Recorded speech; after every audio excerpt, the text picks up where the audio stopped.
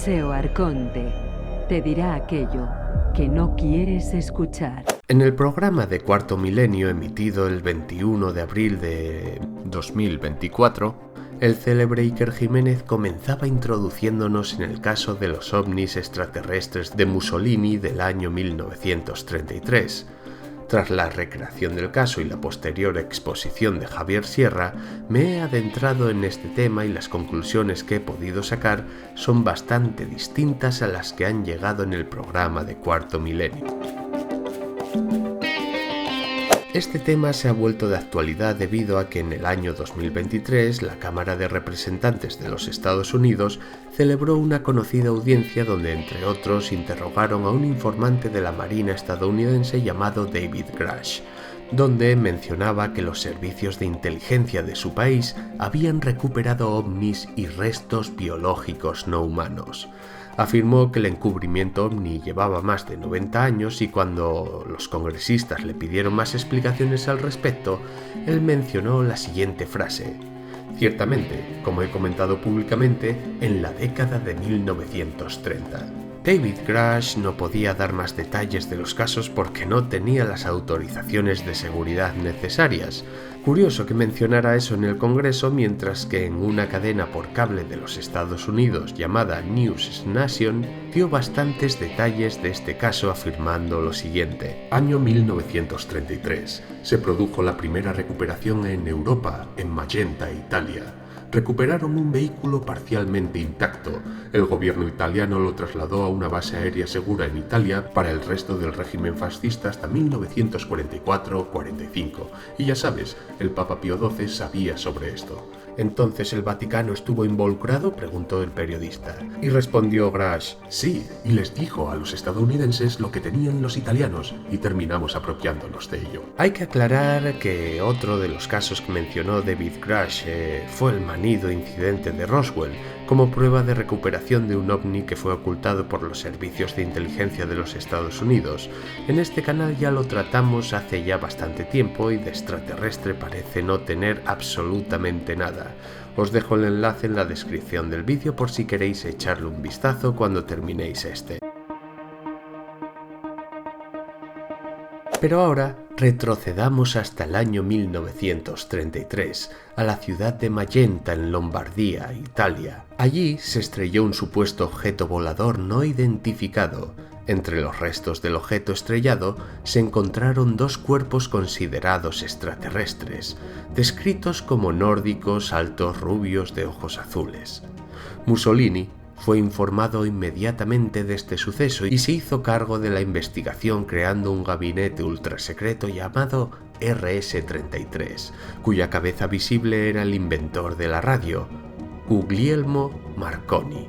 Los restos de la aeronave siniestrada los almacenaría una empresa llamada Saia Marchetti. En 1938, Mussolini acordaría con Hitler compartir los datos de sus investigaciones aeronáuticas.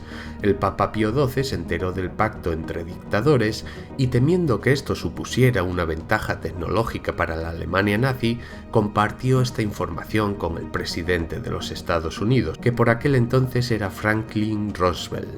Tras la Segunda Guerra Mundial, cuando los aliados recuperaron parte de Italia, los estadounidenses se llevaron las supuestas aeronaves siniestradas y los cuerpos recuperados a la que se conoce hoy en día como la base de la Fuerza Aérea de Wright-Patterson. Entonces estamos hablando de que Italia sería el primer país donde se recuperó un ovni propiamente dicho. Pues vamos a analizarlo, porque este caso tiene muchas similitudes con el famoso Majestic 12, donde un desconocido enviaba documentos gubernamentales falsificados en 1984 que hablaban de un programa extraterrestre estadounidense, primero a periódicos y después a reputados ufólogos para que divulgaran ese supuesto programa. La historia de los ovnis de Mussolini comienza en realidad en 1996. Antes de este año no hay evidencia documental de que nadie hablara de ello. En ese año, una persona anónima que se conocería como el señor X envió a los periódicos italianos supuestos documentos del gobierno italiano que contaban una suculenta historia que relacionaba a la Italia fascista con los ovnis.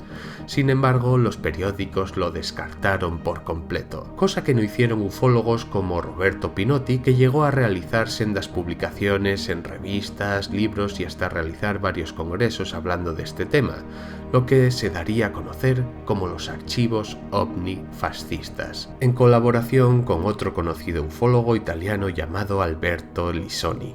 La documentación que hace referencia al año 1933 no trae en sí nada extraordinario.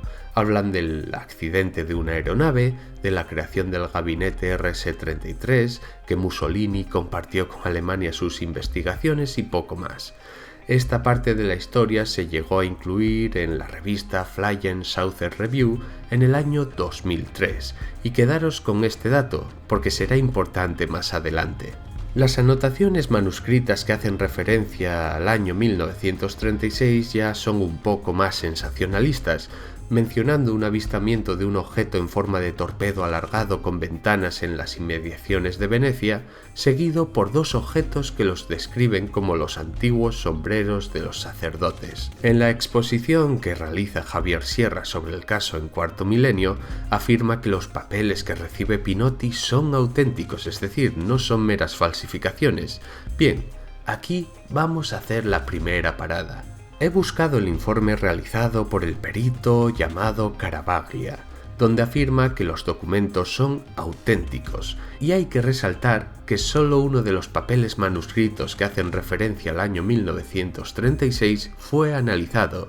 El resto de la documentación no ha sido analizado, y hay que señalar este párrafo que pone al principio del propio informe. Cabe señalar que no existen datos analíticos ni metodologías precisas que puedan dar indicaciones ciertas y comprobadas sobre la datación. Y seguimos leyendo. La metodología empleada fue primero la de observación y comparación con otros documentos de la época, y segundo la creación de un nuevo documento para compararlo con los datados en la década de 1930, sometiéndolos a pruebas de envejecimiento acelerado y de estrés. Y así es como el 10 de mayo del año 2000, Caravaglia llegó a la conclusión de que el único papel analizado es auténtico. Seguramente en el presente año existan mejores técnicas forenses para analizar los documentos originales, sin embargo parece ser que Pinotti se niega no solo a nuevos análisis, sino a que otras personas independientes puedan hacer también nuevos análisis para salir de dudas, y esto ya me hace encender todas las alarmas.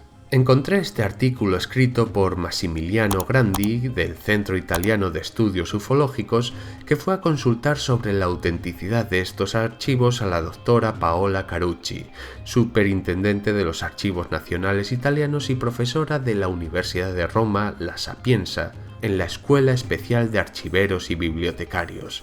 El artículo es bastante extenso, pero se pueden sacar varias conclusiones de él, como las siguientes. No hay ninguna evidencia histórica que respalde la existencia del grupo RS-33 ni de que éste fuera dirigido por el inventor de la radio, Marconi. Sin embargo, en el Archivo Estatal de Milán está perfectamente documentadas las notificaciones de aviones sospechosos en los años 1931, 33, 34 y 35, también el de aterrizaje de aeronaves extranjeras del año 1928 al 36, y de reportes de aviones sospechosos en los años 1936 y 37. Los archivos originales, que hay que destacar que no han sido analizados para saber si son auténticos, no llevan números de protocolo ni ningún tipo de sello oficial. No se puede saber si son documentos públicos o confidenciales. Pinotti, según la doctora Carucci, se niega a nuevos análisis. También se pone en duda el peritaje empleado por Caravaglia en el año 2000, en el que solo se podría determinar si el papel y la tinta es antigua o no. Pero como no se han hecho más análisis independientes, de momento no hay nada que hacer, y menos puede haber una conclusión probatoria. Así que a la respuesta de ¿son auténticos los documentos que recibió Roberto Pinotti? Pues yo lo cogería con muchas pinzas, y si tuviera que apostarme algo, diría que precisamente no lo son. Recordar que los enlaces de las fuentes consultadas estarán disponibles en la descripción del vídeo, por si queréis echar un vistazo al informe o al artículo consultado. Bien, volvamos con la exposición de Javier Sierra en Cuarto Milenio, en el que, con su exposición, entra de lleno en el incidente de junio de 1933 en Magenta, donde se estrella la aeronave recuperada y posteriormente a la publicación de los documentos del incidente surgen testimonios de los descendientes de los que vieron en aquella época que testificaban que realmente allí se había estrellado algo extraño y que habían recuperado dos cuerpos rubios del tamaño de un niño. Bien, el año 1933 es uno de esos años que recoge el Archivo Estatal de Milán donde hubo incidentes con aviones sospechosos, así que nada extraño, incluso si tenemos en cuenta las portadas de los diarios donde afirmaban que un rayo había herido a varios ciclistas en la carretera. Cortinas de humo en un ambiente prebélico donde seguramente se estuvieran probando nuevas armas, misiles o nuevos aviones. Pero tenemos un problema con eso de los cuerpos recuperados.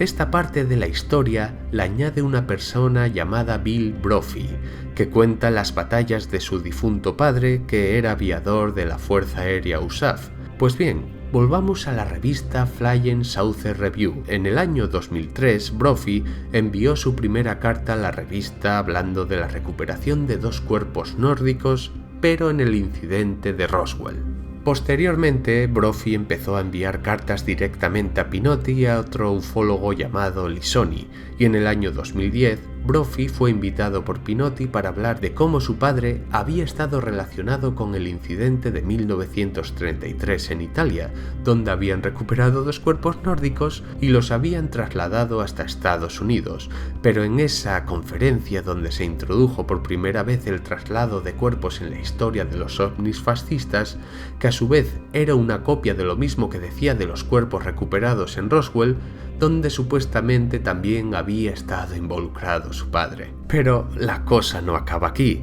La conexión del Papa Pío XII y el Vaticano es otro de los ingredientes que añade el propio Brophy al caso de los ovnis estrellados en 1933 en Italia.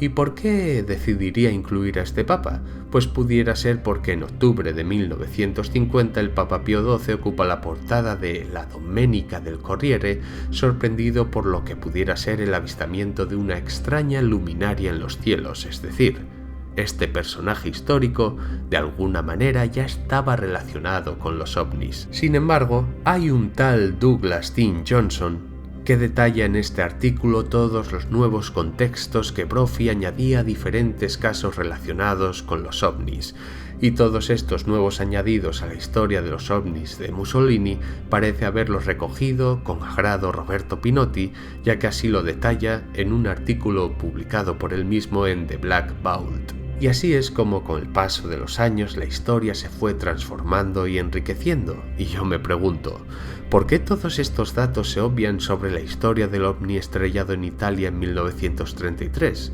Pues quizás porque con todo esto la historia hace aguas por todos los lados. Pinotti en 2018 realizó otro de sus congresos donde invitó a Lou Elizondo. Hablo de él en el vídeo de los ovnis extraterrestres del Pentágono que nunca han confirmado, que publiqué en el año 2019 para que veáis que Elizondo tampoco es quien dice ser. Pues bien, en este congreso Elizondo se hace eco del caso de 1933 en Italia, afirmando que disponía de documentación de sus propios servicios de inteligencia, pero cabe recordar que Pinotti ya había realizado publicaciones en revistas, libros y realizado congresos hablando de este tema. Y a través de Elizondo es como seguramente llega este caso a David Grush, y como este lo repite en el Congreso de los Estados Unidos en el año 2023 como prueba de que hace ya mucho tiempo que se recuperaron naves y cuerpos no humanos por parte de los servicios de inteligencia estadounidenses y cómo estos luego lo encubrían todo. Así que, por un lado tenéis la conclusión a la que han llegado desde el programa de Cuarto Milenio y por otro lado las conclusiones a las que he llegado con este humilde videoreportaje. Así que sin nada más que añadir, espero que os haya gustado y me encantará saber vuestra opinión al respecto de este caso en los comentarios. Nos vemos en el próximo vídeo. Chao. SEO Arconte, el canal alternativo de la información alternativa.